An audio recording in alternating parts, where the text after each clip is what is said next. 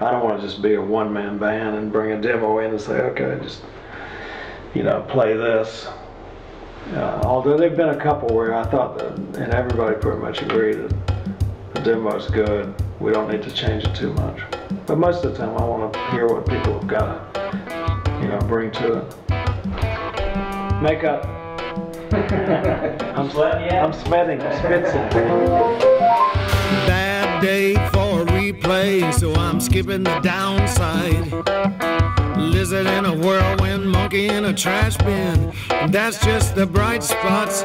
Humming a machinery, ringing in my ears, and the buzzing of my thoughts in the room upstairs. What do? You keep on rolling. Roll, roll, roll, everybody got to roll. Roll, roll, roll, everybody got to roll. Being in the South has always been, you know, it's always been a source of inspiration because just the nature of where I live out in the woods too, and it's, you know, just the whole feeling of being kind of out in the woods and driving around Georgia and the South and seeing the poverty has always been that's been a thread through my songs. Desperate people and poor people, and you know, just the religion in the South, and you know, everything in the South is intense and beautiful to me, and it just comes through the songs. I mean, I doubt there's one song that doesn't have something directly related to being in the South. What do you do when you run out of things to say? And the world will not cooperate. Sometimes you just have to string yourself across the clothesline, let the wind blow through your mind, and just let go, and then trust that what you're doing is good enough. That's the message of the song. Songs can be interpreted a lot of different ways. Rarely have I ever written a straight song that's like, okay, that's what that means. It just doesn't interest me that much. What do you do when you got nowhere to go? All your work and nothing much to show.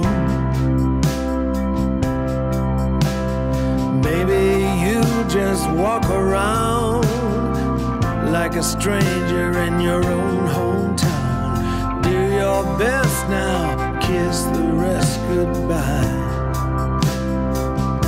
I almost always write from rhythm loops or some repeated pattern, because I think I grew up playing soul music and I always loved drums and bass. So I'm always coming from that. It's not always funky, but it's always rhythmic. So all the songs, they're tied together with my voice, and to some degree the way I write lyrics, to some degree the rhythm that's underneath, even though they're different styles. This one happens to have more blues and R&B kind of feeling stuff, and Motown even feeling stuff than I've ever done before, and less of the Americana. It has more keyboard orientation, I think, than the others. Down in the tumbling water, gonna get clean, gonna get free. I got tired of worrying myself to death. Down in the tumbling water. The reason I wanted to call it The Bright Spots, it comes out of the first line of the first song. That's just the bright spots after he's listed a bunch of terrible things, like he's having a bad day. So the bright spots, as you go through the album, there's a lot of hope, and like you were saying, there's a lot of hope in the middle of all this kind of tragedy stuff or despair.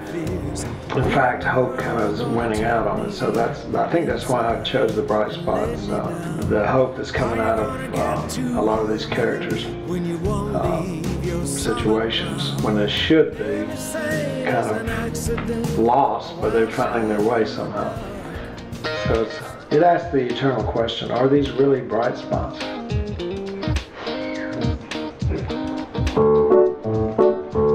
Thank you, thank you.